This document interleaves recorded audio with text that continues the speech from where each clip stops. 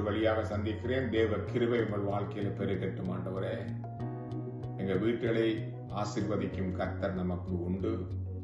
வேதம் சொல்லுது கர்த்தர் வீட்டை கட்டாராக கர்த்தருக்கு விடுதான் சொன்ன வார்த்தையின்படி கர்த்தர் வீட்டை கட்ட வேண்டும். எனவே ஒரு 3 வீட்டை தேவன் ஆசீர்வதித்தார். வேதத்திலே நாங்கள் பார்க்கிறோம். பல வீடுகளா இருக்கலாம். நம் உதாரணமாக 3 வீட்டு இந்த கால வீடு முன்னா வைக்கிறேன். எய்த்தியன் வீட்டை ஆசீர்வதித்தார் யோசேப்பின் நிமித்தம். ஆதியாகமம் 39ஆம் அதிகாரம் 2-5 வசனம் சொல்லுது கர்த்தர் யோசேப்பின் நிமித்தம் அந்த எய்த்தியன் போத்திபார் வீட்டை ஆசீர்வதித்தார். ஒரு மனுஷனுடைய காரியத்தின் நிமித்தம், ஒரு மனுஷன் தேவனை நம்பினதன் நிமித்தம், அந்த காரணத்தினால அந்த வீட்டை தேவன் ஆசீர்வதித்தார். ஓபயத்தின் வீட்டை தேவன் ஆசீர்வதித்தார் போட்டு ஏன்னா தேவனுடைய உடன்படிக்கைப்பட்டியாக இருந்ததுனால 2 சாமுவேல் 6ஆம் அதிகாரம் 11-12 சொல்லுது கர்த்தருடைய பெட்டி கிதியோனாகிய ஏதோமின் வீட்டிலே 3 மாதம் இருக்கையிலே கர்த்தர் ஓபேத்தையும் ஏதோமையும் அவன் வீட்டார் அனைவரையும் ஆசீர்வதித்தார் என்று 1 நாளாகமம் 13-14 போடப்பட்டிருக்கிறது.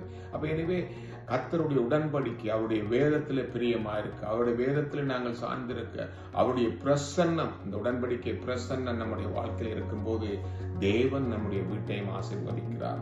தாவீதின் வீட்டை ஆசீர்வதித்தவர் கர்த்தருக்கு ஒரு ஆலயத்தை கட்டுவதென்று அங்கே அவன் ஒப்புக் கொடுத்தது நிமித்தம் 2 சாமுவேல் 7:29 உம்முடைய ஆசீர்வாதத்தினாலே உமது அடியானின் வீடு என்றென்றைக்கும் ஆசீர்வதிக்கப்பட்டிருப்பது. அவர் தேவன் ஆசீர்வதிக்கிறவர்.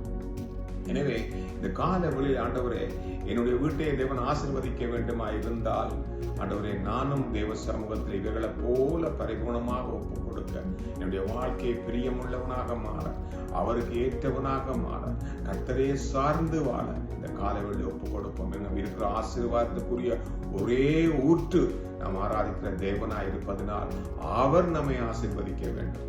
அப்பொழுதுதான் எங்களுக்கு அந்த ஐஸ்வர்யம் இருக்கும். இல்லாவிட்டால் அந்த ஐஸ்வர்யத்தோட வேதனையும் கூட வரும் என்று வேற சொல்லுது தேவன் ஆசீர்வதிக்காவிட்டால். எனவே அவரிடம் கேட்போம், அவர் உங்கள் வீட்டை ஆசீர்வதிப்பார். அந்த கால வேளையில தகப்பனே, இந்த கால வேளைக்காக நன்றியப்பா. இதை பார்த்து கொண்டிருக்கிற வீடுகள் எந்த இடத்துல எந்த தேசத்துல இருந்தாலும் தேவன் எந்த வீட்டை ஆசீர்வதிக்கும்படியா ஜெபிக்கிறோம். உம்முடைய வல்லமையுள்ள பிரசன்னம் அவளை வழிநடத்தட்டும். உமக்கண்டு வாழ, உமக்கண்டு பிரியமா இருக்க, உம்மையே சார்ந்து வாழ, உண்மையை நம்பி வாழ ஆண்டவரே ஒரு பிள்ளைகளுக்கு கிருபை கொடுப்பீராக. இதை கேட்டுக்கொண்டிருக்கிற பிள்ளைகள் நிமித்தம், வார்த்தை நிமித்தம் இந்த கால வேளையில ஒரு விசேஷித்த நன்மை இந்த குடும்பத்துக்கு கடந்து வரட்டும். ஆசீர்வதிக்கிற கர்த்தருடைய கரம் அவர்கள் மேல நீட்டப்படுவதாக ஆண்டவரே உடைய கிருபை சூழ்ந்து கொள்ளட்டும். இயேசுவின் நாமத்தில் ஜெபிக்கிறோம். மர்ம பிதாவே, ஆமென்.